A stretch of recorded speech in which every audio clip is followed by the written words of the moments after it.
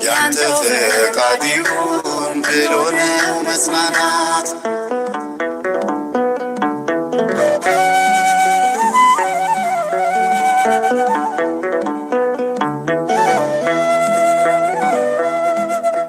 የሱ መንገድ እንደኛ አይደለም፣ ጌታ ያለው በፍጹም አይቀርም። የእኛ ምኞት የሥጋ ብቻ ነው፣ የእግዚአብሔር ግን ዘላለማዊ ነው። እግዚአብሔርን ለሚወዱት እንደ ሐሳቡም ለተጠሩት ነገር ሁሉ ለበጎ እንዲደረግ እናውቃለን ማለት ይህ ነው ክርስትና በጎ ታማኝነት። ያንተ ፈቃድ ይሁን ብሎ ነው መጽናናት።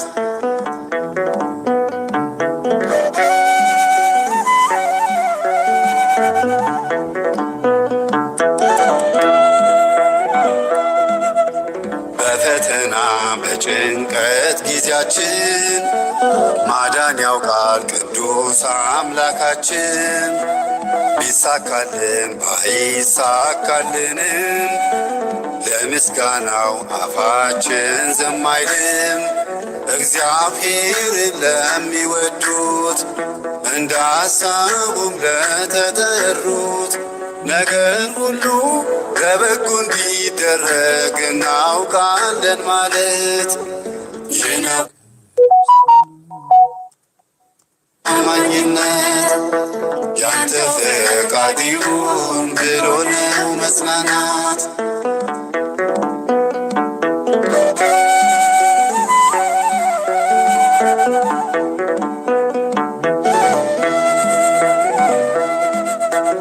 አንፈራም ሥጋን የሚገሉ ነፍሳችንን ይዟታል ሁሉ። መንገዳችን ሥራችንም ሁሉ በወንጌሉ የታጠረ ቃሉ። እግዚአብሔርን ለሚወዱት እንደ ሐሳቡም ለተጠሩት ነገር ሁሉ ለበጎ እንዲደረግ እናውቃለን ማለት ይህ ነው ክርስትና በጎ ታማኝነት። ያንተ ፈቃድ ይሁን ብሎ ነው መጽናናት። እግዚአብሔርን ለሚወዱት እንደ ሐሳቡ ለተጠሩት ነገር ሁሉ ለበጎ እንዲደረግ እናውቃለን ማለት ይህ ነው ክርስትና በጎ ታማኝነት። ያንተ ፈቃድ ይሁን ብሎ ነው መጽናናት።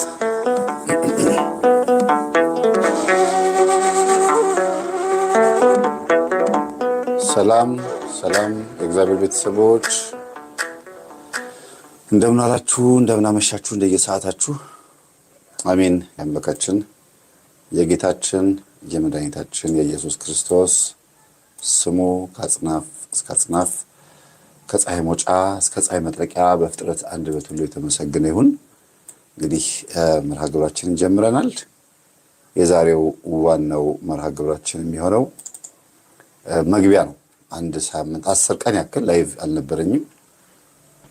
አክሱም ጽዮን ማርያም በነበረኝ ጉዞ ምክንያት ላይቭ አልገባው እና ብዙዎቻችሁ ኧረ መምህር ምንድነው ላይቭ ስትሉ ነበር። ልጆቼ በፍጹም ሊለቁኝ አልቻሉም። አባዬ አንድ ሳምንት ሙሉ ላይቭ አትገባትም ፊት ለፊት እየተፋጠጥናት አሉኝ። በቃ ከነሱ ጋር ነበርኩኝ። እንደገናም ግዴታዬ ነው እና አንዳንዴ ለቀቅ እንድታደርጉልኝ እፈልጋለሁ ላይቭን ማለት ነው። ለቀቅ ልጆቼን ያጣሁ ነው። ስለዚህ ለዛ ነው ያልገባሁት እንጂ ሌላ ምንም ድካም ምናምን ኖሮ አይደለም። ምንም እንደ እረፍትም ቆጥሬውም አይደለም። ምንም የሚታረፍ ነገር አለ እዛ አይደል? የለቀቅነው ቪዲዮ አይታችኋል መቼም አይደል? አዎ ድምጼ ይሰማል። አዎ እሺ። በጸሎት እንክፈትና ብናወራ ይሻላል። በጸሎት ሳትከፍት መምህርዬ ብዙ አታውራ እያላችሁ ኮሜንት እየሰጣችሁኝ ነው። እቀበላለሁ። በስመ አብ ወወልድ ወመንፈስ ቅዱስ አሐዱ አምላክ አሜን። በቅድስት ሥላሴ ዘአምነው የተማፀንክ ህደግ ከሴጣን በቅድመ ዛት የቅድስት ቤተክርስቲያን እንተ ስሜ ማርያም ጽዮን ለዓለመ ዓለም አሜን። አቤቱ ጌታችን አምላካችን መድኃኒታችን ኢየሱስ ክርስቶስ ሆይ በአንድነትና በሦስትነት የምትመሰገን አብ ወልድ መንፈስ ቅዱስ ቅዱስ ኤልሻዳይ ቅዱስ አዶናይ ጸባኦት ኢየሱስ ክርስቶስ መድኃኔ ዓለም አማኑኤል እግዚአብሔር ሥላሴ ቅዱስ ኤልማስ ያህዌ ይርኤ ተባርክ የምትጠራ አምላካችን ስለ ቅድስት ድንግል ማርያም ብለህ ማረን፣ ይቅር በለን። ለኃጢአታችን ብዛት እንደበላችን ክፋት ሳይሆን ለቸርነትና እንደ አምላክነትህ እንደ ይቅር ባይነትና ታጋሽነት ይሁንልን፣ አሜን። በቅዱስ ሚካኤል፣ በቅዱስ ገብርኤል፣ በቅዱስ ሩፋኤል፣ በቅዱስ ራጉኤል፣ በቅዱስ ፋኑኤል፣ በቅዱስ ሳቁኤል፣ በቅዱስ አፍኒን በ24ቱ ካህናተ ሰማይ በ40ቱ ኪሩብ በ99ኙ ነገደ መላእክት ማረን፣ ይቅር በለን፣ አሜን። በአባታችን በአቡነ ተክለ ሃይማኖት፣ በአቡነ ገብረ መንፈስ ቅዱስ፣ በአቡነ እስትንፋሰ ክርስቶስ፣ በአባ መብዓ ጽዮን፣ በአቡነ ዜና ማርቆስ፣ በቅዱስ ጊዮርጊስ፣ በአቡነ ሀብተ ማርያም፣ በቅዱስ አርሴማ፣ በቅዱስ ክርስቶስ ሰምራ፣ በእናቶቻችን በአባቶቻችን በጻድቃን በሰማዕታት በነቢያት በሐዋርያት በመናንያን በቆራቢያን በየዋህ ምእመናን በሕፃናት ማረን፣ ይቅር በለን፣ አሜን። በተወጋው ጎንህ በፈሰሰው ደምህ በአማኑኤል ስምህ እንዲህ እያልን እንጠራሃለን። አባታችን ሆይ በሰማያት የምትኖር ስምህ ይቀደስ፣ መንግሥትህም ትምጣ፣ ፈቃድህ በሰማይ እንደሆነች እንዲሁም በምድር ትሁን። የዕለት እንጀራችንን ስጠን ዛሬ፣ በደላችንን ይቅር በለን እኛም የበደሉንን ይቅር እንደምንል፣ አቤቱ ወደ ፈተና አታግባን ከክፉ ሁሉ አድነን እንጂ መንግሥት ያንተ ናትና ኃይል፣ ክብር፣ ምስጋና ለዘላለሙ አሜን። እመቤታችን ቅድስት ድንግል ማርያም ሆይ በመልአኩ በቅዱስ ገብርኤል ሰላምታ ሰላም እንልሻለን። በሐሳብሽ ድንግል ነሽ፣ በሥጋሽም ድንግል ነሽ። አሸናፊ እግዚአብሔር እናት ሆይ ሰላምታ ላንቺ ይገባሻል። ከሴቶች ሁሉ ተለይተሽ አንቺ የተባረክሽ ነሽ፣ የማኅፀንሽ ፍሬ የተባረከ ነው። ጸጋን የተመላሽ ቅድስት ሆይ ደስ ይበልሽ፣ እግዚአብሔር ከአንቺ ጋር ነውና ከተወደደው ልጅሽ ከጌታችን ከመድኃኒታችን ከኢየሱስ ክርስቶስ ዘንድ ይቅርታና ምሕረትን ለምኝልን ኃጢአታችን ያስተሰርይልን ዘንድ ለዘላለሙ አሜን አሜን። ጌታችን መድኃኒታችን ኢየሱስ ክርስቶስ ሁላችንንም ይባርከን። እናታችን እመቤታችን ቅድስት ድንግል ማርያም ምልጃዋ አይለየን፣ የቅዱሳን በረከት አይለየን፣ የመላእክት ጥበቃ አይለየን። መርሐ ግብራችንን ጀምረናል። በቅዱሳን አባቶቻችን ተባርከን መጀመርን የመሰለ ነገር የለም። በጣም ብዙዎቻችሁ የአባታችን የአቡነ መድኃኒነ እግዚእን እምነት ስትጠይቁን ነበርና ለሁላችሁም የሚዳረስ እምነት ስላልሆነ ለቤተሰቤና ለኔ ብቻ ነው ይዤ የመጣሁት። ስለዚህ መምህር እባክህን እምነቱን ስትሉኝ ነበረ። አሁንም ትንሽዬ ነች፣ አንድ 10 ፍሬ ነች የተሰጠችኝ። ኳስ ነው የምታክለው፣ ብይ ናት፣ እንደ ብይ ነገር ነች። እሷን አድበልብለው እምነቱን እንደዛ አድርገው ነው እንግዲህ ለሕዝብ የሚያከፋፍሉትና ለመቁጠር እንዲመች ነው እንደዛ አድርጉትና እናንተ ምን ታደርጋላችሁ? ስዕላቸውን እንዳበስ ታደርጉና የአባታችን የአቡነ መድኃኒነ እግዚእ እምነት አይለኝ፣ ጸሎታቸው አይለኝ፣ እምነት ይሁንልኝ ብላችሁ በስማቸው አቡነ ዘበሰማያት ጸልያችሁ ጸበላችሁን ግጥም ማድረግ ነው። ሌላ ምንም ነገር የለውም። እና ዋናው ስሙ ራሱ እምነት ነው አይደለም? እንዲያውም ሲባል ራሱ በአባቶቻችን እመት ነው የሚባለው። ከመሬት ስር የሚገኘው ጭቃ እምነት ሳይሆን እመት ነው የለችም ማለት ነው። ጸብር ይባላል። ጸብር ማለት ጭቃ ማለት ነው። እመቱ ሲጠራ ጸብር ይባላል። ከዛ ደግሞ እምነት የሚለውን እኛ ወደ እምነት በሚለው አስተካክለ ነው እንጂ እመት ነበር የሚሉት እነሱ፣ እግዚአብሔር ተብሎ የሚሰማበት ስለሆነ። ከዚህ አንጻር የአባቶቻችን በረከት አይለየን። ከዛ ይቀጥላል። ቀጣይ ደግሞ ሐዋሳ ነው። በጣም ጥሩ ጊዜ እንደሚኖረኝ ተስፋ አደርጋለሁ። ሐዋሳ ምንድነው መሰላችሁ? ጉዞ በጣም ጥሩ ነው። ገዳማትን ማየት መጎብኘት፣ ከዛም አልፎ ደግሞ ከቦታው መባረክ ደግሞ ደስ ይላል እና እግዚአብሔር ይመስገን ከአባቶቻችን በረከት እንድንካፈል የፈቀደልን አምላካችን ስሙ የተመሰገነ ይሁን። ሌላ ምን እላለሁ? የፈቀደልን አምላካችን ስሙ የተመሰገነ ይሁን። እሺ፣ አዎ፣ ገብርኤል ሐዋሳ ገብርኤል ታኅሳስ ወር ተውት። ጉዞ በጉዞ ነው። በቃ ጉዞ በጉዞ። ከዛ ደግሞ ታኅሳስ 26 ደግሞ ጉዞ አለ፣ የኢየሩሳሌም ጉዞ አለ፣ ይቀጥላል እና እግዚአብሔር ይመስገን። ፕሮግራማችን እስቲ እንጀምር። ለዛሬ ስልክ እምቢ ስላለኝ ነው። ስልክ እስቲ ከሰራልኝ ሪስታርት እያደረኩት ነው። ስልክ እምቢ ብሎኛል። በነገራችን ላይ ችት የላይቭ ስልካችን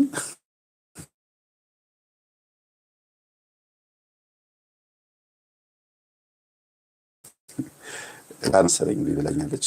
እንትኑም ቴሌግራሙ ራሱ ለቴሌግራም ብቻ ስለሆነ የቴሌግራሙን ስልክ ቁጥሩ የምጠቀመው ለላይቭ ብቻ ስለሆነ ስለማልደውልበት ቴሌግራሙን ራሱ ኮራፕት አድርገውብኝ ነበረ። እንደገና እንደዚህ ኤጃስ ሞልቼዋለሁ፣ ግን ምንም ሊሰራ አልቻለም። እና ቴክስት ይልካል ምን ይላል፣ ግን መደወል አልቻለም። ቴሌግራሙ ከስልኩ ነው። ስልክ ቀፎ ቀየርኩኝ። በእርግጥ ስልክ ስቀይር ሰርቶልኛል፣ ግን የላይቭ ስልክ ደግሞ እንድትሆን ነው የምፈልገውና ኤስቴን ኢ ትባላለች። በጣም ቆንጆ ስልክ ናት። እሺ፣ ስለዚህ ለጊዜው አንዳንድ ቪዲዮዎችን እያየን እንቆያለን ብዬ አስባለሁ። ምን ትላላችሁ? እስቲ ይስማማችኋል? በዚህ እንስማማ።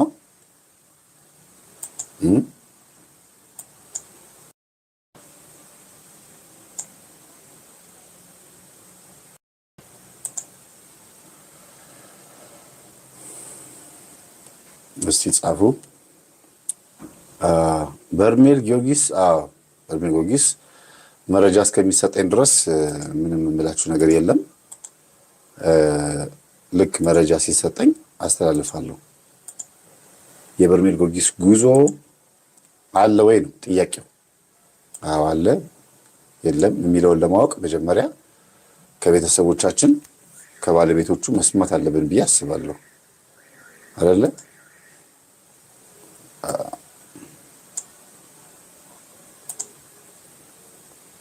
እሺ፣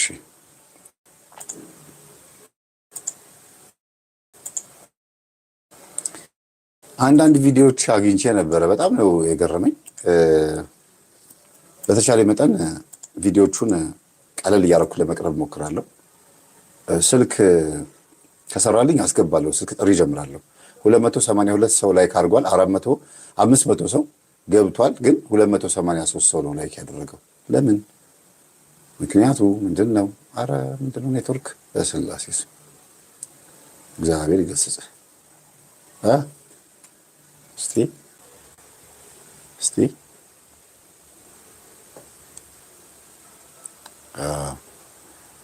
ሰርቷል። እሺ፣ ላይክ አድርጉ። 320 ሰው ላይክ ያደረገ 515 ሰው እያለ ኧረ ተው ንፉጋቱ ነው። እያንኳኳችሁ ግቡ፣ እያንኳኳችሁ። እስቲ ቀለል ካሉ ቪዲዮዎችን ጀምር። በነገራችን ላይ ዛሬ ቪዲዮ የማስተላልፍበት ቀን አይደለም። ምንም ማድረግ አልችልም። ያለኝ አማራጭ ቪዲዮ ማሳየት ብቻ ስለሆነ ነው። ተቸግሬ ነው ስልኩ ማለት ነው እንጂ እኔም ራሴ እናንተ ታሪካችሁን ስትነግሩኝ ቁጭ ብዬ ብሰማ ደስ ይለኝ ነበረ። ግን ስልኬን ሪስታርት እያደረኩት ነው። በተደጋጋሚ ሪስታርት ሳደርገው እየሰራልኝ ስለሆነ እስቲ ከሰራልኝ በደንብ እንቀጥላለን። እህታችን የምትለውን እንስማ። የሰማን እንቆይ። ሀይ፣ አስባችሁት የማታውቁት ነገር ልንገራችሁ። ስንቶቻችንን የቦንዳ ልብስ ስንለብስ ያስተዋልነው ነገር አለ ወይ? ምንድነው የምታስተውሉት? ምንድነው የምታስተውዩ? በሉኝ፣ ጠይቁኛ። ምንድነው መሰላችሁ ማስተውለው? እንደዚሁ ሳስበው በቀደም ዕለት ጸጥ እያሰብኩኝ መንፈስ ከምንለብሳቸው ልብሶች፣ ከምንገዛቸው ሰከንድ ሃንድ ቦንዳዎች ከትሪፍት መንፈስ በጣም ይተላለፋል። እነዛ ሰዎች የለበሱት ልብስ በውሃ የማይነጻ ስፕሪት አላቸው። ኦኬ፣ ብዙ ጊዜ የሞቱ ሰዎችም ልብስ አለ። በአጠቃላይ ሁሉም ማለት አይደለም። ቦንዳ ውስጥ የሞቱ ሰዎች ልብስ አለ። የሞቱ ሰዎች ልብስ አለ። ምናልባት በአካል ብናውቃቸው ወይኔ ብለን ፈርተን የምናስቀምጠው አለ አይደለ? የሞተ ሰው ልብሱ ያስፈራል አይደል? እንደዛ ሊሆን ይችላል። ባይቶ ኦኬ። እና ምንድነው ዝም ብዬ ሳስበው በድሮ ጊዜ ሰዎች እጅ ለእጅ ሰላም አይባባልም ነበር። በጥንት ጊዜ ለምንድን ነው ተከናንበው ነው የሚሄዱት? ለምንድን ነው? ሰው ፓወር አለው። ሰው ማናውቀው ማንረዳው ፓወር አለ። እጅ አይነሳሱም፣ እጅ አይጨባበጡም። ይህ የሚነግረን ነገር አለ። ሌላ ደግሞ አባቴ ምናልባት በጌታ የሆኑ ሰዎች ታውቃላችሁ፣ አባቴ አገልጋይ ነበር እና አገልጋዮች መጥተው ቤታችን ሲጸልዩ ልባችሁ ካልፈቀደ ወይ ደግሞ ካልፈለገ የማንንም ሰው ካላወቃችሁት የማንንም ሰዎች እንዳታስጭኑ ራሳችሁ ላይ ነው የሚባለው። ምክንያቱም መንፈስ ያስተላልፋል። እንደዛውም ሁሉ ሰው ሴክስ ሲያደርግ ሰው በጣም ብዙ ቦዲ ካውንት ካለው ከብዙ ሰዎች ጋር የምትተኛ ሴት አለ። ለምሳሌ የሚተኛ ሰው ወይ ወንድ ይሆን ሰው የሚተኛ ወንድ ከብዙ ሴቶች ጋር የሚተኛ ወንድ የራሱን ነገር እየጣለ የእነሱን ነገር እያነሳ ነው የሚሄደው። ለምሳሌ ውሸታም አይነት ሴት ጋር የሚዳራ ወንድ ማለት ነው አብሮ ሴክስ ግብረ ስጋ ግንኙነት የሚያደርግ ሰው የዛን ሰው ፐርሶናሊቲ ይወስዳል። እናን ከዛ ሌላ ቦታ ደግሞ ይሄዳል። የራሱን ይጥልና የዛን ሰው የሆነ ነገር ይወስዳል። ፓወር አለ እና የምንለብሳቸው ልብሶች ቦንዶች በውሃ የማይጸዱ በጊዜ ብዛት የማይለቁ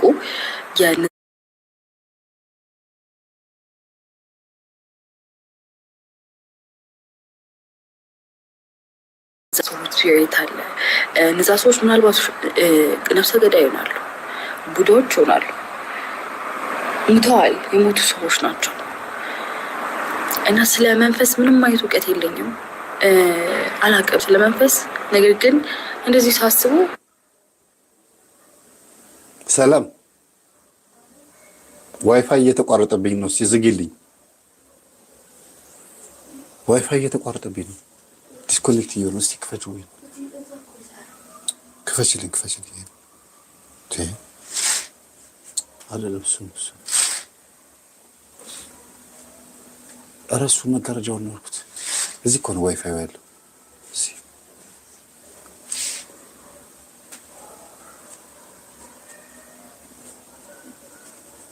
ሰላም እየሰራ አይደለም። ክፈችው። በዚህ ጋር ዲስኮኔክት ሆነ ምኑ ነው እየሰራ ነው።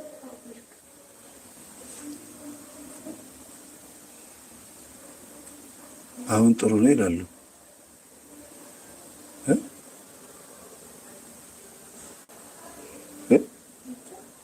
ቆይስቲ ዳታውን በርቷል። በጣም አስቸገረኝ እኮ። ሙተዋል፣ የሞቱ ሰዎች ናቸው እና ስለ መንፈስ ምንም አይነት እውቀት የለኝም፣ አላውቅም ስለ መንፈስ። ነገር ግን እንደዚህ ሳስቡ ጥሩ ይሄ ልብስ ስትገዙ እኮ ይባላል፣ አዲስ ልብስ ስትገዙ አዲስ ነገር ያመጣል ይባላል አይደለ? አዲስ ሙዳችንም ምናምን ሁሉ ነገራችን ይቀያየራል። በቦንዳ የገዛነውን ልብስ በስርዓት አንይዘው ነው፣ በስርዓት አያዝም ወይ ደግሞ ቶሎ ያረጃል አይደል? ፕሮሚስ አላደርግም። ቦንዳ ትሪፍት ላደርግ እችላለሁ፣ ምክንያቱም ኳሊቲ ስለሆነ። የሚገራርም እቃ እዚህ ከተማ ውስጥ ካሉ ከ22 እና አንዳንድ ቦታዎች ካሉ ልብሶች እጅግ የተሻለ ስለሆነ ማለት ነው። ግን እሞክራለሁ፣ ለመቀነስ እሞክራለሁ። ነገር ግን ቲንኪንግ ዳት አንድ ዴቪል መጨመር ኮሌክሽን ውስጥ ማለት ነው፣ አስባችኋል? አንድ ዴቪል መጨመር ኮሌክሽን ውስጥ ሌላ አይነት ሴጣን አለብኝ እያልኩ አይደለም፣ ግን weird it is weird። ምንም በይው ምንም እህታችን፣ በዚህ አጋጣሚ ቆይ ምንድን ነው ያወራችው ነገር 70% ትክክል ነው፣ 20% ትክክል አይደለም ልል የምችለው ምኑ ላይ ነው? አንደኛ ሴጣን የለብኝ ማለቷ ነው። ሁለተኛ ነገር ደግሞ የሞቱ ሰዎች ልብስ ነው ያለችው ነገር ነው። ምክንያቱም ሰው ከመሞቱ በፊት ነው የሚለብሰው እና ያው ከሞቱ በኋላ ሬሳውን አያለብሱት መቼም፣ ሬሳ ሆነው ልብሱን አይለብሱትም። እና ማናቸውም የሀገራችን ሰዎች እናትና አባቶቻችንም ቢሆኑ ባላቸው ሲሞት ወንድማቸው ሲሞት ቤት ውስጥ ወንድ ከሌለ ልብሱን አውጥተው ለኔ ቢጤ ይሰጣሉ ወይ ደግሞ ለሬሳ ይሰጣሉ። ችግር የለውም። ያ የሞተ ሰው ልብስ አይባልም። ከሞተ በኋላ ከሬሳው ላይ ተገፎ የተነሳ ልብስ ከሆነ አሁን ልክ ነው። ያ ጥሩ አይደለም። ያንን መልበሱ ስሜቱ ራሱ ጥሩ አይደለም። ስሜቱ ራሱና ከዛ አንፃር የሞተ ሰው ልብስ አይባልም። ቦንዳ ቦንዳ ተብሎ የሚሸጠው ልብስ ታውቃላችሁ መቼም ማብራራት አይጠብቅብኝም። ወይም ደግሞ በአዲሱ ቋንቋ ሰልባጅ ማነው በድሮ ቋንቋ ሁለቱም የድሮ ቋንቋ ነው። ቦንዳም ሰልባጅም የድሮ ቋንቋ ነው። አሁን ግን ሩብ ጉዳይ ለብራንድ አይደለ? ሩብ ጉዳይ ለብራንድ እና እነዚህ ልብሶች በራሳቸው ችግር ባይኖርባቸውም ጥሩ ጥሩ ልብሶች ቢሆንም ምናልባትም ከለበስናቸው ልብሶች ውስጥ ሊኖሩ ይችላሉ እኛም ሳናቀው ድሮም እሱን እየለበስን ያደግነውና ምንም ማለት አይደለም። ግን እነዛ ልብሶች እኛ ላይ ችግር ይፈጥራሉ ወይ ነው። እስቲ እናንተ ጻፉ። እስቲ እኔ እየተናገርኩኝ ጻፉ። የተለበሱ የሰው ልባሽ የሆኑ ልብሶች ፋብሪካ እንዳመረታቸው መጥተው እኛ ጋር ሳይደርሱ ከሰው አካል መጥተው ወደኛ ስንለብሳቸው ችግር አለባቸው ወይ ልብሶቹ? አይ ቆይ ልጅቷ ሐሳቧን የተናገረችው ተባረኪ ምናምን ነገር አይሰራም። ልጅቷ ስሜቷ ለትምህርታችን ቅርብ ስለሆነ ነው። እሺ በዛ ላይ ፕሮቴስታንት ሳትሆን አትቀርምታችን እና እኛ ሐሳቧን ነው የምንፈልገው። እኛ ሐሳቧን ወይ ቻሌንጅ እናደርጋለን ወይ ደግሞ ደግፈን ከሷ ሐሳብ ጋር ሼር አድርገን እንሄዳለን እንቀጥላለን ማለት ነው። ልብሱ በራሱ አጋንንት እዛ ልብስ ላይ ይቀመጣሉ ወይ? ለምሳሌ የሆነ ነጭ ሰውዬ እድሜው 30 ዓመት የሆነ ጃኬቱ ወደኛ ሀገር መጣ። ከዛ ጃኬት ጋር የሚመጣ ጅል የሆነ ሰይጣን ወይም ደግሞ የሆነ አጋንንት መጥቶ ከልብሱ ጋር ተደብቆ መጥቶ አብሮ ምናምን እኛ ስንለብሰው አብሮ ልብስ ምናምን አይነት ነገር እንደዚህ አለ ብላችሁ ታስባላችሁ? ያውም ከነዛ ከሰለጠኑት ሀገራት ላይ መጥቶ እኛ ጋር መጥቶ ከልብስ ጋር ተደብቆ መጥቶ ለመግባት የሚፈልግ ሂድ ብለው ከላኩት ይመጣ ይችላል። አዎ ብላችኋል አይደል? አዎ የሚያስብልበት መንገድ አለ። ለምሳሌ መናፍስትን ይልካሉ ነጮች ኮንስፓይሬሲውን ለማጠናከር በትክክል ሰው ልብ ውስጥ ለመግባት ምናልባትም ሳናቀው ይሄንን ልብስ ስለለበስን ሊሆን ይችላል አለች እኮ ልጅቷ። እኛ እንደዚህ ወጣ ያለ ባህሪያ የታየብን አላስፈላጊ ስግጥ ያልነው ልትሉ ትችላላችሁ። ድርቅ ያልነው ለሃይማኖትም ለምንም እንደዚህ የሆንበት ምክንያት ያም ሊሆን ይሆናል እንዴ ብላችሁ ታስባላችሁ። እና እህታችን የተናገረችው ንግግር ውስጥ የምንጋራትን ነገር እናውራ። የምንጋራት ምንድን ነው? አዎ መናፍስት ይመጣሉ። ግን ልብሱ ሲመጣ ወይኔ ልብሴ ብሎ አይደለም የሚመጣው፣ ወይም ደግሞ ይሄ ልብስ ወደዋለሁ ብሎ ይሄ ልብስ የለበሰው ሰው ጋር ልግባና ሲዛ ጋር ደግሞ ልኑር ብሎ ሳይሆን ተልኮ ነው የሚመጣው። ግን የሚልከው ባለ ልብሱ አይደለም። አሮጌ ልብሶቻቸው ወስደው ይልካሉ፣ ይሰጣሉ። እነሱ ለችግረኛ ዶኔት ለሚያደርጉ ፓክድ አድርገው ቦንድ አድርገው አሽገው ለአፍሪካ ለሚልኩ ሰዎች ይሰጣሉ። ያንን ልብስ ደግሞ ምን አድርገው እንደሚልኩት አናውቅም በሚለው ነው የምንይዘው። ኮንስፓይሬሲ ልክ ባዮሎጂካል ዋር የባዮሎጂ ጦርነት ማለት ነው። በኬሚካል ጦርነት እንደሚጀመር ይነገራል። የጨረር ጦርነት አለ፣ የአቶሚክ ቦምብ ጦርነት አለ፣ ኒውክሊየር ጦርነት አለ። እንዲሁም ደግሞ የፖለቲካ፣ የንግግር፣ የቲክቶክ እና የተለያዩ ጦርነቶች አሉ። ብዙ ጦርነቶች አሉ። የናይት ክለብ ጦርነት አለ፣ የጭፈራ ቤት ህዝቡን መረን የማድረግ በብዙ አይነት መንገድ ብቻ ጦርነት ይካሄዳል። ለምን ሲባል ዲፖፕሌሽን ወይም የህዝብ ቅነሳ ነው። ስለዚህ ከዛ ውስጥ አንዱ ሆኖ ሊካተት ይችላል። ይሄ ልብስ ወደ አፍሪካ ሲመጣ ሙሉ በሙሉ ይሄ ትውልድ የሆነ ጊዜ ላይ ተቀይሯል አይደል? አፍሪካ ውስጥ ሙሉ በሙሉ ህዝቡ ተቀይሯል። የተቀየረው ግን ይሄ ልብስ ስለለበሰ አይደለም ብዬ አስባለሁ።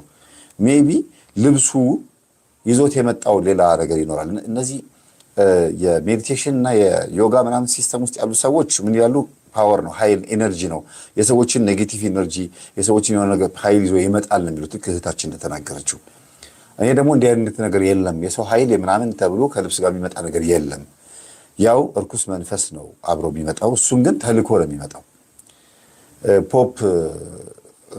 ፖፕ ማነው ፍራንሲስ አይመስሉኝም፣ በፊት የነበሩት የካቶሊክ ጳጳስ ጣሊያን ኢትዮጵያ ውስጥ ሊመጣ ሲል በፊት እንግዲህ ያን ጊዜ ጣሊያን ኢትዮጵያ ሲወራት በነበረበት ሰዓት ጣሊያን ውስጥ ሆነው ሮም ውስጥ ሆነው ምን አድርገዋል ይባላል? የሚመጣውን ጦር ሰራዊት ባርከውታል ይባላል። ሂድ በድል ተመለስ ብለው ነው የላኩት። ያ ማለት ነው ብዙ ህዝብ ጨርስ ማለት አይደለ? ስለዚህ ከመሳሪያው ጋር አብሮ የሚላክ አለ፣ የሚመጣ አለ። ሲባርኩት ለነሱ ባርኮት ነው፣ ለኛ ግን መጨረሻ ስለሆነ ወይም መቼም ኢየሱስ ክርስቶስ እሺ ብሎ ይሄን ክርስቲያንና ምስኪን የሆነውን ህዝብ ለመጨረስ በኒውክሌር ውስጥ፣ በአቶሚክ ቦምብ ውስጥ፣ በመሳሪያ፣ በባሩድ፣ በእርሳስ፣ በጥይት ውስጥ ሆኖ መጥቶ እግዚአብሔር ህዝብን አይጨርስም ስለባረኩት። ስለዚህ ለደም የተገበረ መንፈስ አለ። ለደም ለእልቂት አብሮ ከሚወነጨፈው ሚሳኤል ጋር አብሮ የሚመጣ መንፈስ አለ። ልክ ሰው ሲሞት ደም የሚልስ ማለት ነው። በዚሁም ደግሞ ልብሱም አብሮ እንደዛ ሆኖ ነው የሚመጣው። ኮስሞቲክሶችም ልክ እንደዛው ኮስሞቲክስ እኔ በአይኔ በስርዓቱ ያየሁትን ልንገራችሁ። አይደለም ይሄ ቀርቶ በአይኔ ያየሁትን ልንገራችሁ። የዛሬ 20 ምናምን ዓመት ነው ካሜራማን ሆኜ እሰራ በነበርኩበት ሰዓት ቪዲዮ ማለት ነው ተጠርቼ በጣም ብዙ ስራዎችን እሰራ ነበርና በአይኔ ያየሁትን እና በጣም ብዙ ጸብና ብዙ ጭቅጭቅ ያስነሳ ጉዳይ ነው።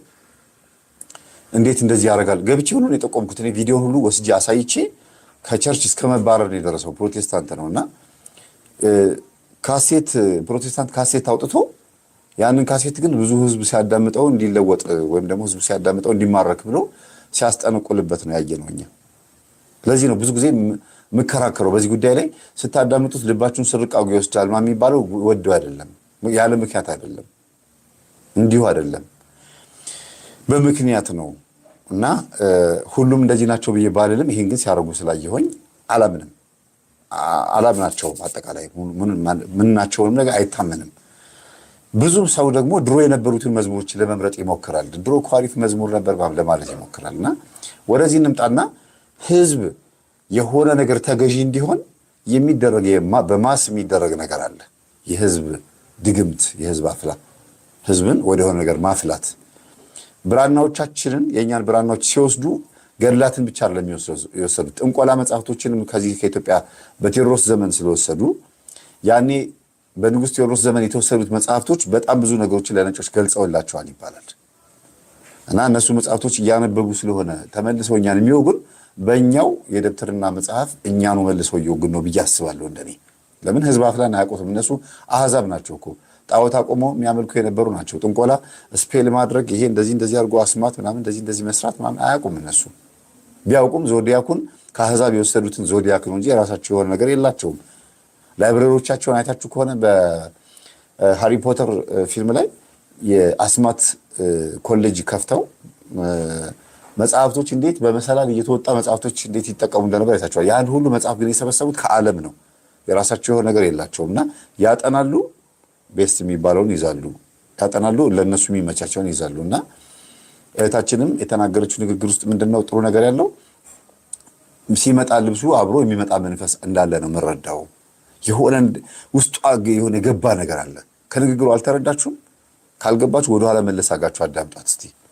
እኔ ሰዓት እንዳይፈጅብኝ ብዙ ወደኋላ መመለስ አልችልም። እና አብሮ የሚመጣ ዴቪል የሆነ መንፈስ አለን ያለችው። አዎ ያደርጋሉ። ሲልኮ ኢቭን ቅባት እንኳ ራሱ የሚገርማችሁ ስሙን አልጠቅስም፣ በእውነት ነው የምላችሁ።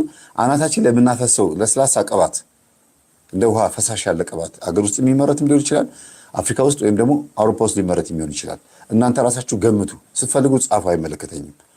ቅባት ላይ እንኳን ኮንስፓይረሲ አለ። ሁለት አይነት ኮንስፓይረሲ፣ አንደኛው የመንፈስ ኮንስፓይረሲ፣ አንደኛው ደግሞ የኬሚካልና የሰውን ጭንቅላት ሊያደነዝ የሚችል የኬሚካል ኮንስፓይረሲ። ሰው ሊበላው የማይገባ ቢቀምሰው የሚመር ለሆድ የማይስማማን ነገር አኩሪ አተር ተብሎ ፓክድ አድርጎ ምናምን እሱን ማብላት፣ ሽባ የሚያደርግ ጉልበትን የሚያዳክም። ድሮኛ ጓያ ነው ብለን ጓያ አይበላም ጉልበት ይሰብራል ወገብ ይሰብራል ተብሎ ጓያ የበሉ እናቶቻችን ጎብጠው ሲሄዱ እያየን ጓያ አንበላም ስንል በብስኩትና በአኩሪ አተር በቂጣ በምናምን በሚገርም ዴሊሺየስ ምናምን አድርገው አውጥተው ያበሉናል። አኩሪ አተር ልክ እንደዚህ አይነት ኮንስፓይረሲ እንደሚደረግ ሁሉ በልብስ ላይም ደግሞ እንደዛ አለ። እና የየራሱ የሆነ አሰራር አላቸው። ሲሰሩ ሲስተም ውስጥ ይገባሉ።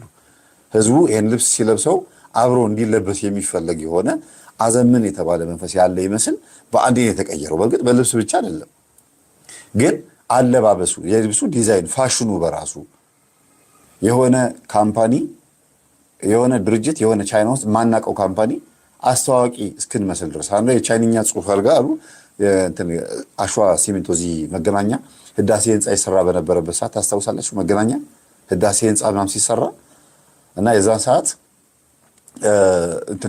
አሸዋ ከሲሚንቶ ጋር ታደባልቃለችና ቻይናው መጥቶ ጽሑፏን ያነባዋል። እዚህ ጋር ያለው የተጻፈውን ጽሑፍ ያነበውና ምን እንደሆነ ታውቂዋለሽ ይላታል። እሷ አታውቅምና የሚናገረውም አልገባትም። በእንግሊዝኛ አድርገው ተረጎሙላት። እኔ ከገበያ ነው የገዛሁት አለችው። ከዛ ቻይናዊ አይቶሽ ከሳቀ ይሄንን ጽሑፍ አይቶ ነው የሳቀው። ትርጉሙ ደግሞ ይሄን ይባላል ብሎ ባለጌ ነገር እንደሆነ ነው የነገራት። አንድ በሉ።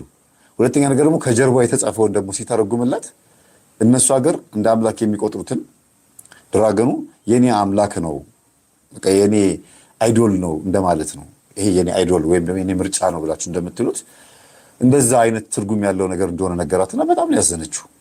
እና እቺ ልጅ ዛሬ የኛ ትምህርት አዳማጭ ናት። በጣም ገርሟት የነገረችኝ ምንድነው በህልሟ ቻይናዎች ሩካቤ ሲፈጽሙባት ከነሱ ጋር እኮ ተኝታ አታውቅም። ሩካቤ ሲፈጽሙባት፣ ድራገን ሲያሳድዳት፣ ዘንዶ ሲያባራት ነው የምታየው። ልብሱ ስለለበሰች ብቻ ነው አሁን እንደዛ ብላችሁ ታስባላችሁ? እንዴት ነው ይሄ ነገር የሆነው? ከቻይና ጋር ስለሰራች? እስቲ ተርጉሙት ይሄን ነገር። እና አንዳንዴ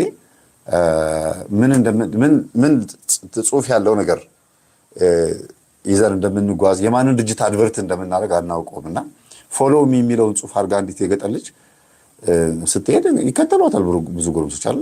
ተከተሉኝ እንደሚል ግን አታውቅም። እሷ አያም ቡልስ ይላል፣ እኔ ኮርማ ነኝ እያለ ነው። በዛው ሂደት ውስጥ እንግዲህ ነጮች ኮርማ እንደሆነ ሲያዩ እነሱ እኔ ኮርማ ነኝ ብለው ሲሉ ለምን ይሄን እንደሚጠቀሙት ያውቃሉ። ኮርማ ማለት ምን ማለት ነው በእነሱ ሀገር የምን ኮርማ እንደሆነ ምን ላይ ኮርማ እንደሚሆን ጀግንነት ወይም የሚጀግነው ምን ላይ እንደሆነ ያውቃሉ። እኛ ሀገር ደግሞ አያም ቡልስ የሚል ኮፍያ አድርጎ ምናምን ቤተክርስቲያን ታቦት ሲሸኝ ታዩታላችሁ።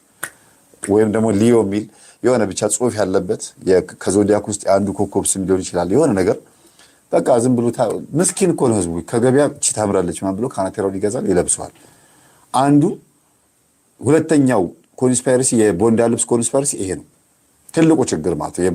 የምናስተዋውቀው ባነር ሆነናል። በቃ ተንቀሳቃሽ ማስታወቂያ ድርጅት ሆነንላቸዋል በነፃ ለዚያው ሊያውም ተከፍሎን ሳይሆን ከፍለናቸው ገዝተን ነው የምናስተዋውቅላቸው። እና ኃጢአትን ነው የምናስተዋውቀው። ልጇን ያቀፈች ቤተክርስቲያን ውስጥ አንዲት እናት አቁርባ ልጇን እያለች ትወጣለች። ክርስትና ፎቶ እየተነሳን ነበርና አንስቼ ፎቶን ዙም አድርጌ እንደዚህ አድርጌ ያየዋለሁ። ያቀፈችበት ለመሳች ተጠራጥሬ ነው። ከዚህ በፊት አሳይቻችኋለሁ። የህፃናት መታቀፊያ ላይ ያለ ጉድ ነው። በጣም የሚገርም ነው። እና ጠጋ አድርጌ ያየዋለሁ። ወንድና ሴት ሩካቤ ሲፈጽሙ ግልጽ የሚያሳይ ነው። ግን ትናንሽ ጥቃቅን ናቸው። ጠጋ ብላችሁ ካላያችሁት አትለዩትም። ቢያንስ ባቄላ ያክላሉ ስዕሎቹ። አንድ ባቄላ ሳይዙን ኢማጂን በዛ ሳይዝ ያሉ ናቸው። ዲቴል ስትገቡ ነው የምታዩትና ግን ከርቀት ስታዩት አበባ ነው የሚመስለው። በጣም ብዙ ቦታ ላይ እና አንዳንዴ ታሽገው የሚመጡትን ነገሮች በደንብ ማስተዋል ያስፈልጋል ብዬ አስባለሁ። እታችን እንድንወያይ ስለፈቀደችልን ቪዲዮን ስለለቀቀችው እናመሰግናለን። ግን የሞተ ሰው ልብስ ተብሎ አይደለም ልንጸየፈው የሚገባው። ማንም ሰው ከሞተ በኋላ ልብስ አይለብስም።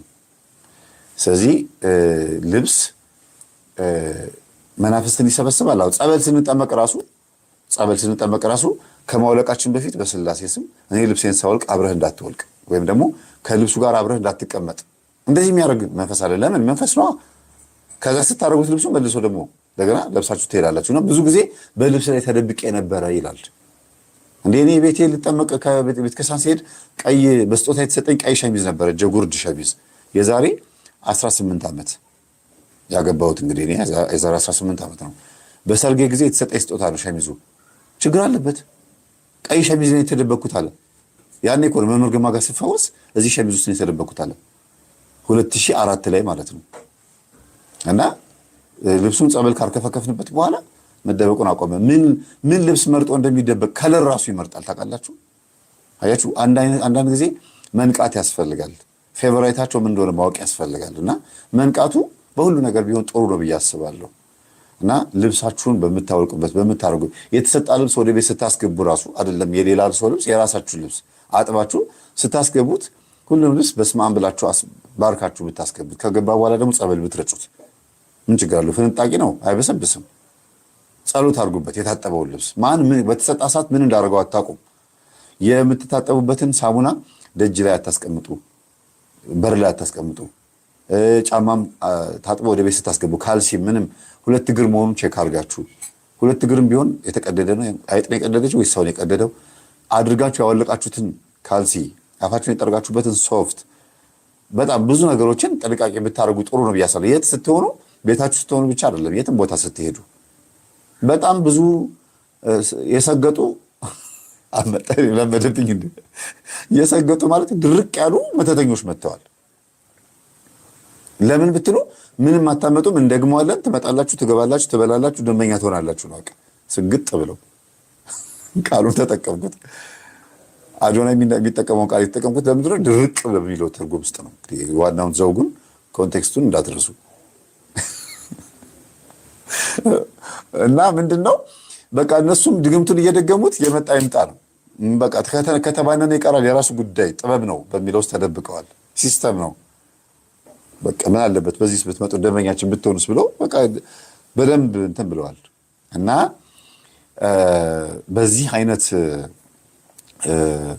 ሁኔታ ውስጥ ነጮች እኛ ላይም ደግሞ እየነቃንባቸው ኢቭን የሳጥናኤል ጎል በኢትዮጵያ ብለን እንኳን መጽሐፍት ብዙ ነገር እያነበብን እንኳን እየተደረገ ያለውን እያወቅን እንኳን ምንም ነገር በዚህ አጋጣሚ የአለቃ ኪዳነ ወልድ ክፍሌ መጽሐፍ ላይና የከሳቴ ብርሃን የአማርኛ መዝገበ ቃላት ላይ ሰገጠ የሚለውን ሰገጠ ሳይሆን ሰገጠ የሚለውን ትርጉም ለማየት ሞክሬ ነበርና ክንችር አለ፣ ድርቅ አለ። ብዙ ትርጉም ነው ያለው። ወደ 6 ነው 5 ትርጉም ያለው፣ ግን ድርቅ ያለ አልንቀሳቀስ ያለ። ልክ ለምሳሌ አንድ የመኪና ሞተር ወይም ደግሞ እንትኑ የሚሽከረከር ነገር ወፍጮ ሊሆን ይችላል።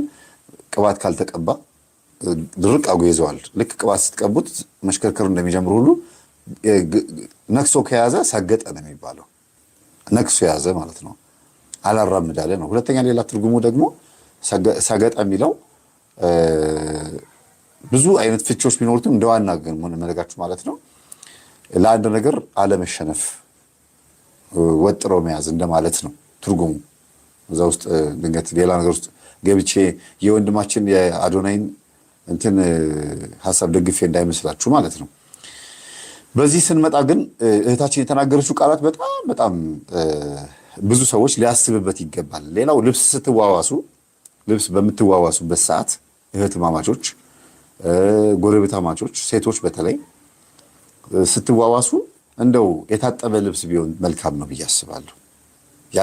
ላብሽ የነካው ልብስ አትስጪ፣ ላብ የነካው ልብስም አትቀበይ። ለምን አንዳንዶቹ የታጠበ ልብስ ሰጥተው ከለበስሽ በኋላ ታዩን ያጥባሉ ችግር የለው ምናምን ብለው ላንቺ ያሰቡ ያዘኑ መስለው ይቀበሉና ልብሱን ከነላብሽ ከመጣሽ ማርያም ጣምታሽ ነው። እናንተ ናችሁ ልብስ የጠየቃችሁት፣ ስትጠይቁ ይሰጣችኋል የታጠበ ልብስ፣ ስትመልሱ ግን አትጠቡት ነው የምትባሉት። እና አንዳንዴ መጠርጠር ጥሩ ነው።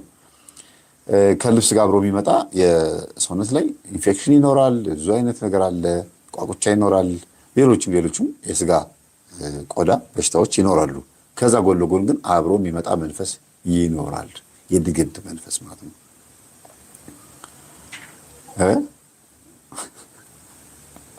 አረ መሀለ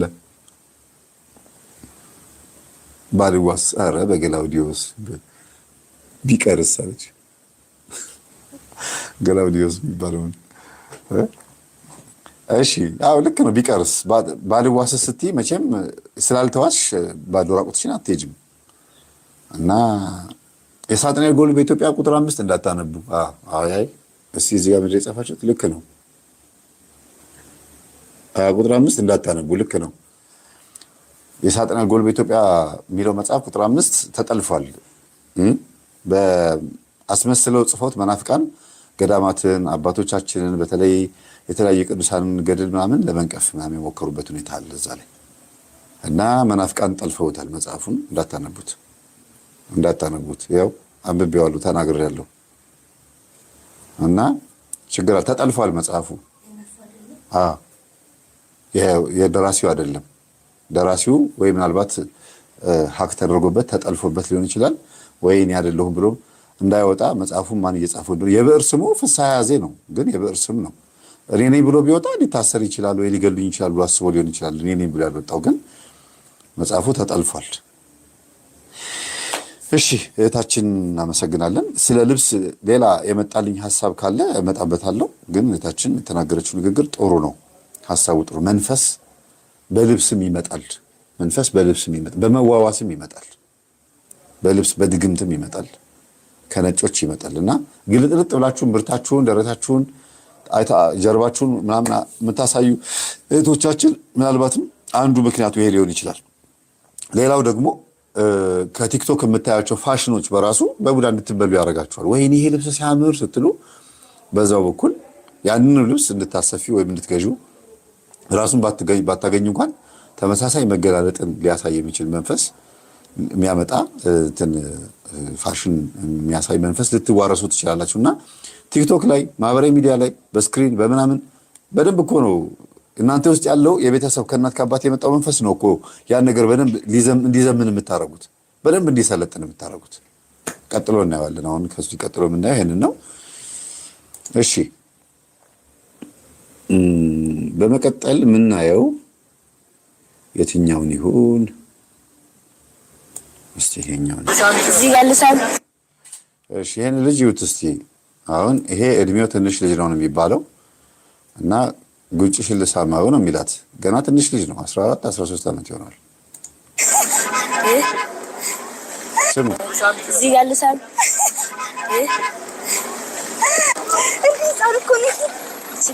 የምትመዝንበትን ቦታ ጥለን የመጣው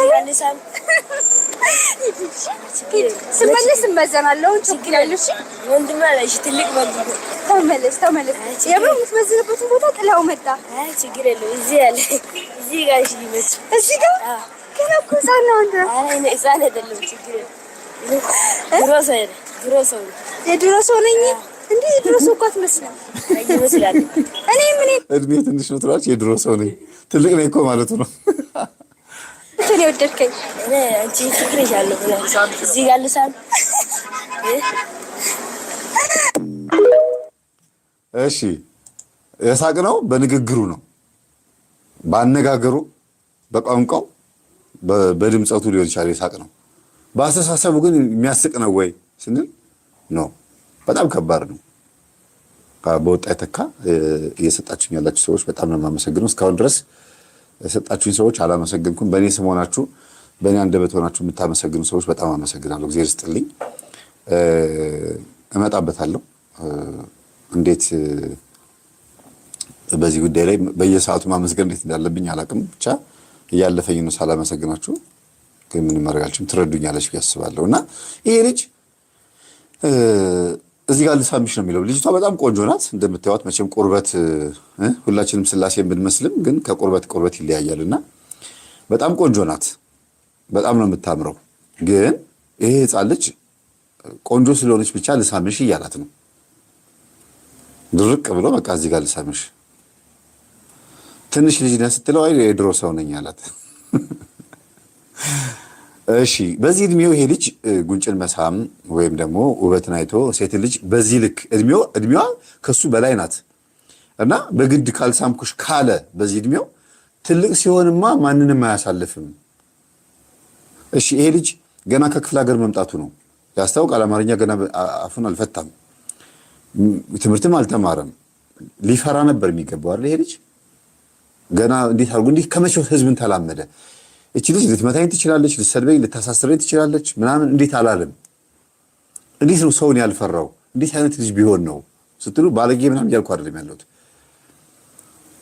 ይሄ ልጅ በዚህ እድሜው እንደዚህ አይነት ሀሳብ የሚያሳስበው ነገር በውስጡ ካለ ሲያድግ ደግሞ እንዴት ያደርገው ይሆን? ያለ ፍቃዷ እቅፍ አድርጓት ሊስማት ሊመታት ሁሉ ይችላል ማለት ነው።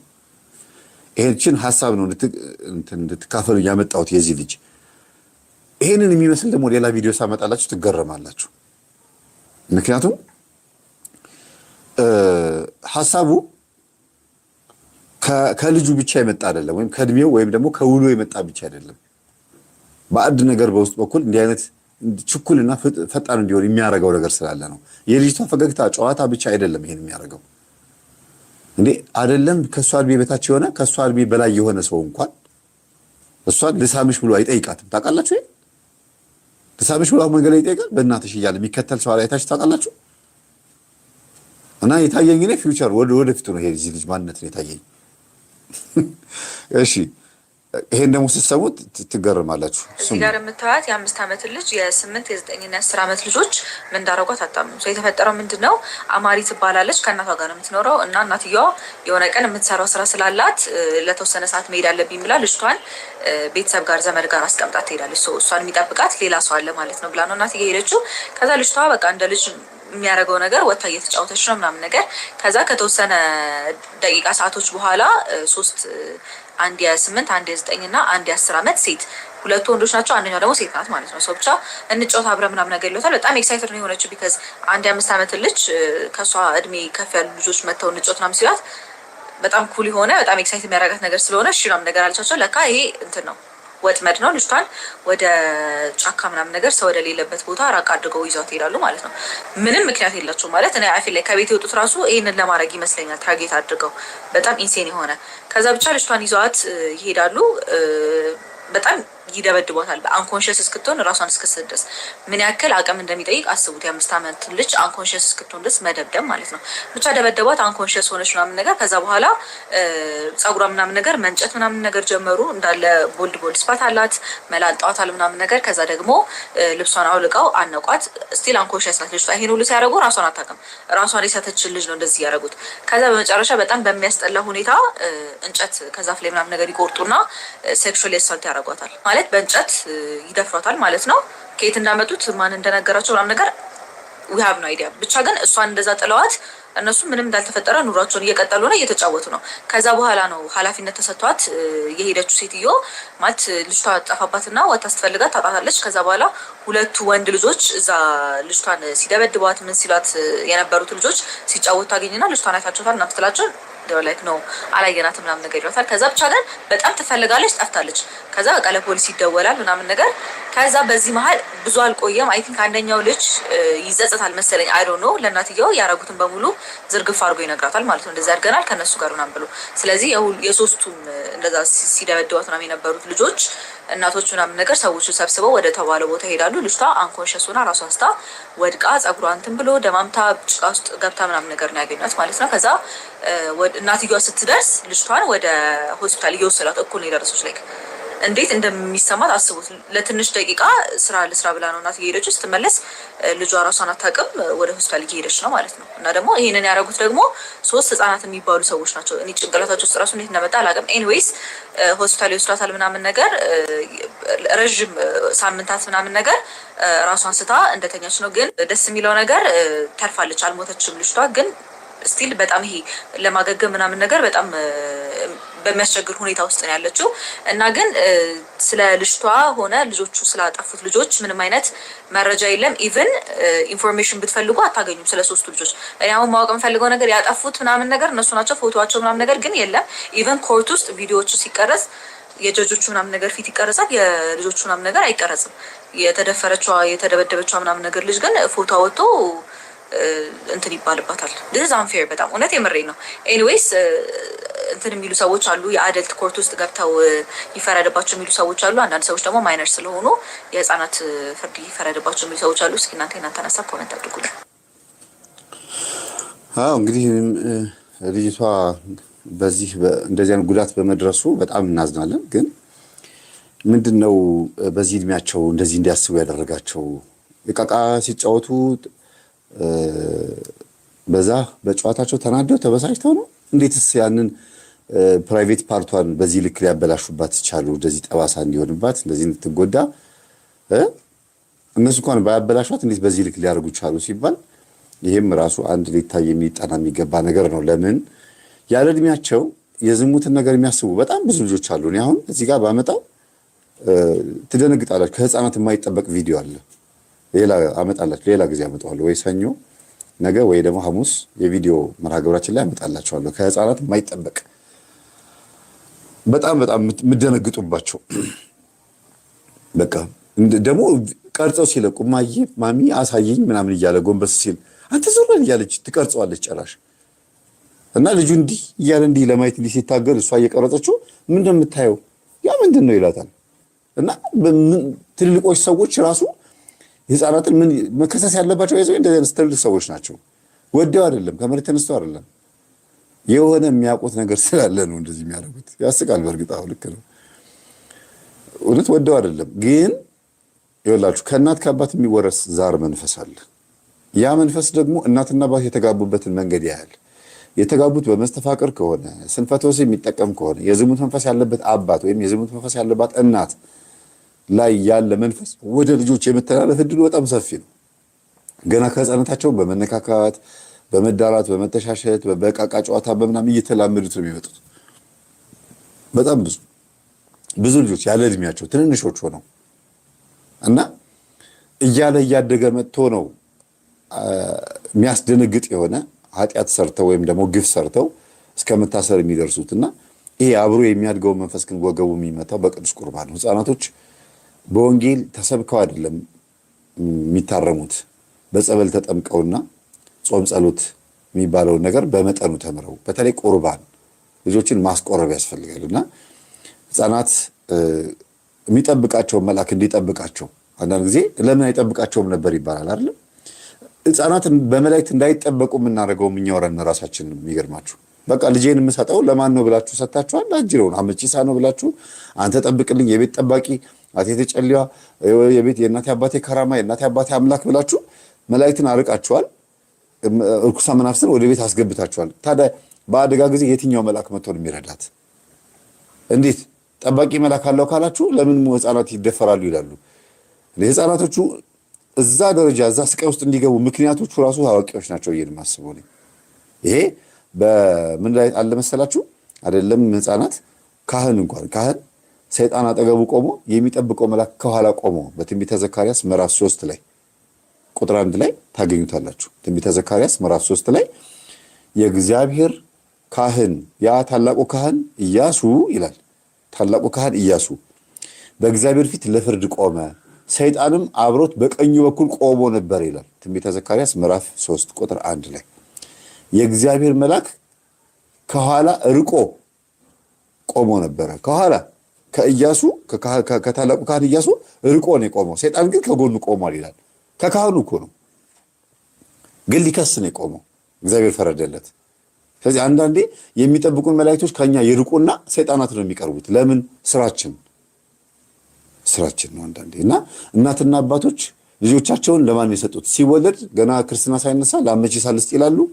ከዛ ለራሄሎ ደም ይፈሳል እንትን ይደረጋል ይባላል። ብዙ ኮተት ይደረግና ለመንፈሱ ይሰጠዋል። ሲያድጉ ልጆቹ ጥቃት ሲደርስባቸው ማተቡ ምናምን ይጠየቃል አይደል? የት አለ እግዚአብሔር? እኔ እምነቴን እቀይራለሁ፣ የት ነበረ የሁሉ ሲቸገር ይላሉ። ተሰጥተሃል፣ ለሌላ ነገር ተሰጥተሻል። መጀመሪያ ቤተሰቦቻችሁን መጠየቅ ነው። ወደኋላ ሄዳችሁ ለምን ነው ይሄ ነገር የደረሰብኝ? ለዚህ ነው እናትና አባት ወደኋላ ጠይቁ ምለው። እናንተ የማ ልጆች ናችሁ? እውነት ማተብ ስላሰራችሁ የእግዚአብሔር ልጆች ናችሁ? እውነት ነጠላ ስለለበስን ዝም ብሎ ለታይታ ያደረግነው ነገር እውነት በትክክል ያ ነገር ያድናል? ማተቡና ነጠላው ብቻ ነው የሚያድነን?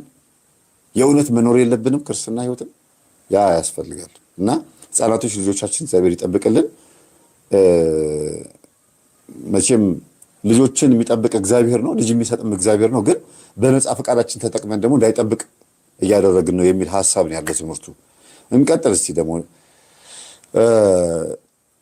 ድርሹን ታውቋታላችሁ መቼም አይደለም? ድርሹ ኮሜዲያን እና ጋዜጠኛ አይደለች ካልተሳሳትኩኝ። ድርሹ የምትናገረውን እስቲ እንስማ። በዚሁ በህፃናት ጉዳይ ላይ ነው። ሌላ ዘውግ ነው ደግሞ ይሄ። ልክ እንደዚሁ አይነት ሀሳብ ሆኖ እስቲ ስሙት።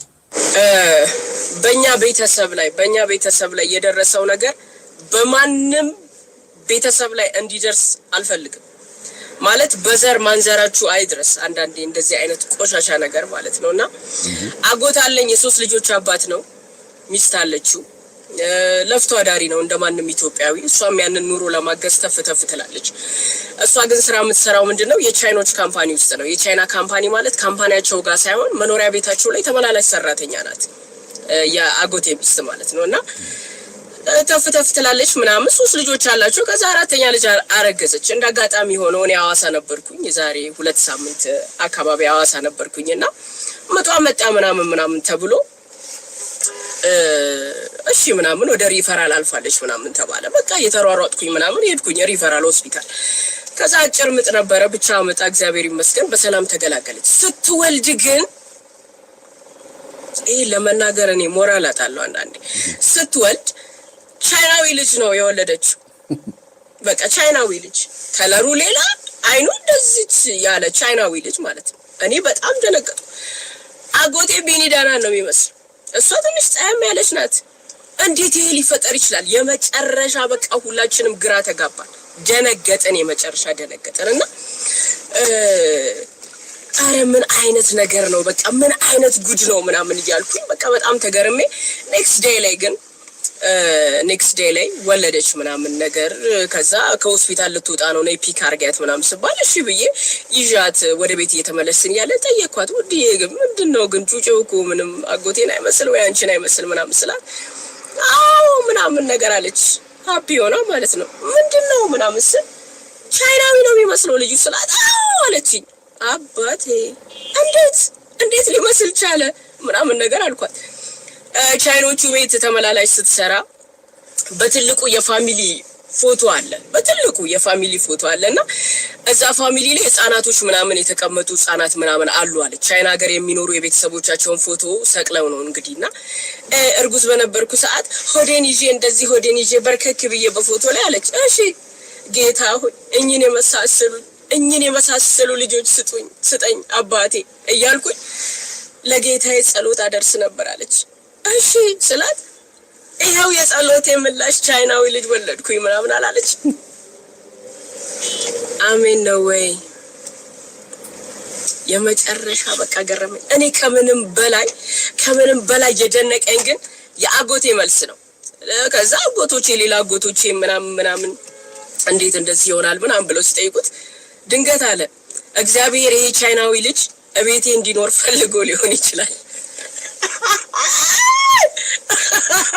እግዚአብሔር የኔ ውድ አጎት ቻይናዊው ልጅ ቤቴ ድንገት እንዲኖር አስቦ ፈልጎ ሊሆን ይችላል እና ምንም ማድረግ አልችልም ልጁን አሳድጋለሁ ብሏል።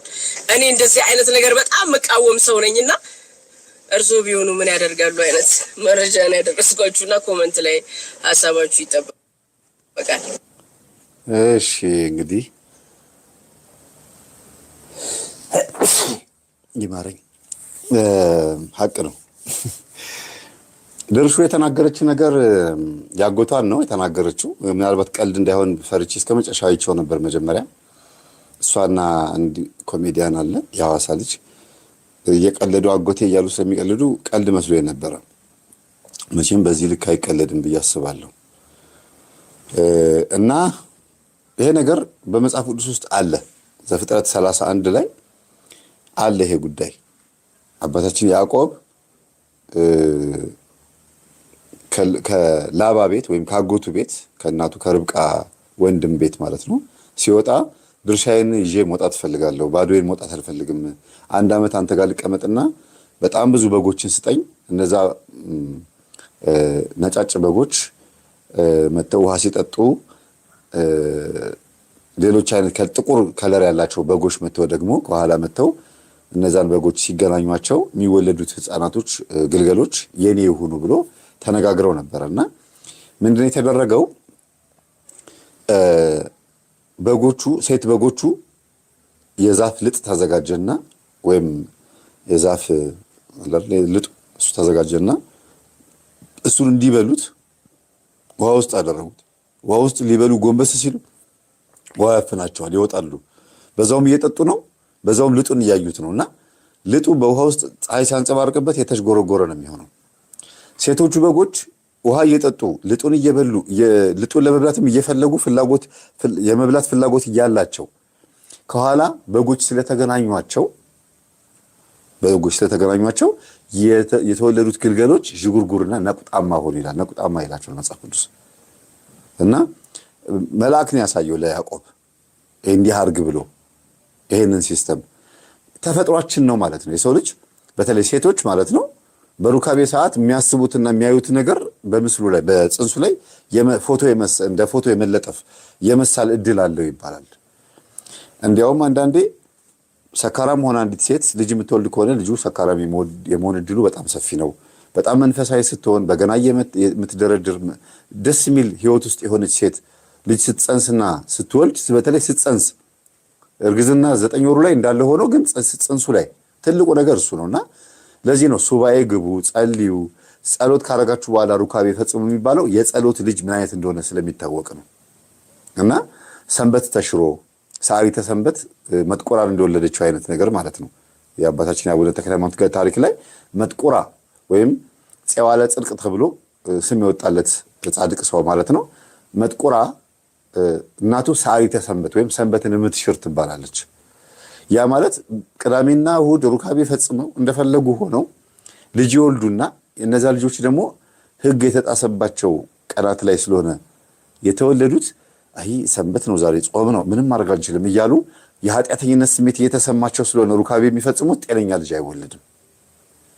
ንስሐ ገብተው ሱባኤ ገብተው እግዚአብሔር ሆይ ጥሩ ልጅ ስጠን ብለው ደስ ብሏቸው ከሚስታቸው ጋር በጥሩ ሁኔታ ውስጥ ደግሞ የሚያረጉ ሕጉን ጠብቀው የሚያረጉ ሰዎች ደግሞ ምንም የኃጢአተኝነት ስሜት ስለማይሰማቸውና እግዚአብሔር ጥሩ ልጅ ይሰጠኛል ብሎ ተስፋ ስለሚያደርጉ ልጅ ያገኛሉ። ይሄ የተፈጥሯችን ጉዳይ ነው። ታውቃላችሁ ይሄን ነገር። እዚህ ጋር ድርሹን ልጋራት የምችለው አንዱ ሐሳብ ምንድነው? ጥያቄዋን ነው። ጥያቄዋ ምንድነው? አለ ወይ እንደዛ ነገር ትክክል ነው ያለች አለ። ስንት ፐርሰንት እንስጠው? 60%።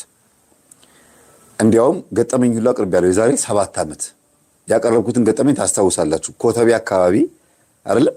ኮተቤ አካባቢ አንድ መልከ መልካም የሆነ ቆንጆ ልጅ እዛ ሰፈር ውስጥ በጣም ቆንጆ የሆነ ሰውዬ ግን የሰው ባል ነው፣ የሆነች ሴት ባል ነው። ከሱ ጋር መተኛት ስለማይችሉ የአንዲት ሴት ባል ስለሆነ የእሱን ፎቶ ይዘው ከባላቸው ጋር ሩካቤ የሚያደርጉ ሴቶች ሁሉ ነበሩ ብዬ ገጠመኝ ላይ አቅርቤያለሁ። ታስታውሳላችሁ? እንዳለ ሰፈር ውስጥ የተወለዱት ልጆች ወደ 5-6 ልጆች ማንን መስለው ነው የወጡት? ይሄንን ልጅ መስለው ነው የወጡት። ይሄን እስቲ የምታስታውሱት ጻፉ እስቲ።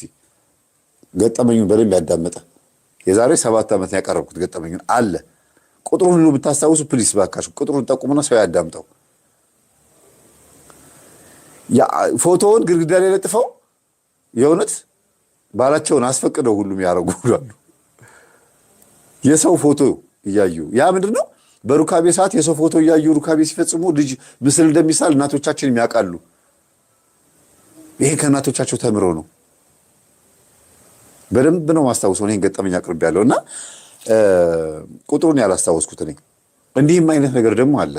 ሌላው ያው ስላጎቷ ስለሆነ የምታወራው ስላጎቷ ሚስት መጥፎ ነገር ልታወራ አትችልም። ምን አለች ሚስትየዋ? እንደነዚህ ቻይናዎችን ከምናቸው አንጻር ነው ያየችው? ከዓይናቸው መጥበብ አይደለም ወይ ደግሞ ከቁመታቸው ማጠር አይደለም፣ ብቻ ከሆነ ካላቸው ተፈጥሮ ጋር ሳይሆን ከለራቸውን ያየችው፣ ነጮች መሆናቸውን ያየችው እና እንደ ቻይናዎች ቆንጆ የሆኑ ልጆች ስጠኝ ብዬ ነበር አለች። መቼም ቻይናዎች ቆንጆች አይደሉም አይደል? ናቸው እንዴ? ኧረ አይደሉም። እኔ ቻይና ቆንጆ ነው ብዬ አይደለም። ግን ቻይናዊ አባት ያላችሁ፣ ጃፓናዊ አባት ያላችሁ ወይም እናት ያላችሁ ልጆች እንዳትቀየሙኝ፣ እንዳትታዘቡኝ። በዚህ አጋጣሚ ትምህርቴን እየሰማችሁ ከሆነ ፕሊስ። ይሄን የምለው ምንድነው? ቆንጆ አይደሉም ስል ከዓለም ከገጽታ አንጻር አይደለንም ብለው ራሳቸው ስለመሰከሩ ነው። አይደለንም በቃ። ደግሞ ይሄ ጃፓን ውስጥ ያሉት በሂሮሺማና ናጋሳኪ በኒውክሌር ምክንያት ነው አይናቸው እንደዛ አይሆንም የሚባለው። ኒውክሌር ነው አይናቸው እንደዛ ያደረገው። ወደ ቻይና ስንመጣ ግን ምን እንዳደረጋቸው አናውቅም። እና እንደዛም ሆኖ ደግሞ ቁጥራቸው መባዛቱ አይገርምም? ከዓለም በህዝብ ቁጥር ብዛት እነሱ ናቸው። ከዛ ህንድ ነው አይደል? ዘራቸውን ማብዛታቸው ይገርማል። እና ምንድነው እነሱን የመሰሉ ልጆች እፈልጋለሁ ብላ ተመኘችና ፎቶውን እያየች ነው እርግዝናውን የጨረሰችው። በአይን በኩል ማህፀን ላይ ምስል መሳል ይቻላል ማለት ነው የሚለውን በጨዋነት እንያዘው። ይሄ እኔ በማላውቀው ነገር ውስጥ የሰው ሚስት ሄዳ እንትን ብላ ነው ማግጣ ነው እንደዚህ ነው ምናምን ብዬ ልል አልችልም። ይሄን ልለው አልችልም። እና እውነታው ግን የተፈጥሮ እውነታችን ግን ይሄን ይመስላል ማለት ነው። ወደ እንትን እንምጣ፣ ወደ ባዕድ አምልኮ። እንዲህ አይነት ውስጥ ደግሞ ባዕድ አምልኮ ጋር እንምጣ። ጠንቋይ የሚገናኛቸው ሴቶች አሉ። ልጅ እምቢ አለኝ ስትል ከኔ ጋር መጀመሪያ ተኝና ከዛ በኋላ ደግሞ ከባልሽ ጋር ሄደሽ ተኝ ይላቸዋል። ዘር ያቀበለ መጀመሪያ ማን ነው? ጠንቋይ። ከዛ እስከ ባሏ ጋር ተኛለች።